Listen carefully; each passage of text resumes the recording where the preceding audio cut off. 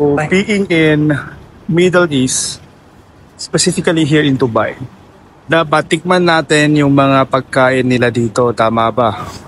So, unahin natin titikman dito sa Dubai, first time, ang kanilang shawarma. So, yung kakainin natin legit, hindi yung mga binebenta lang sa mall sa Pilipinas.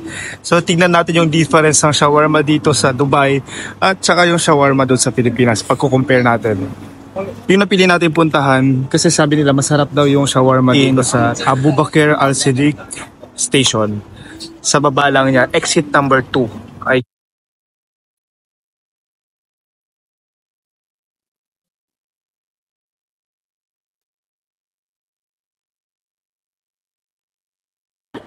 so yun, tumating na nga yung inaantay natin.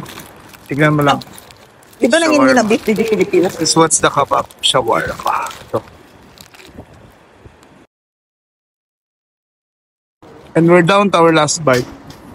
So ayun, overall tayo. Overall rating dun sa shawarma dito sa Dubai. Specifically dito sa Abu Bakr Al-Siddiq Metro Station, Tasty Burger, yung pangalan ng shop. Yung wrapper niya crunchy, masarap siya. So hindi siya makapal gaya sa atin sa Pilipinas.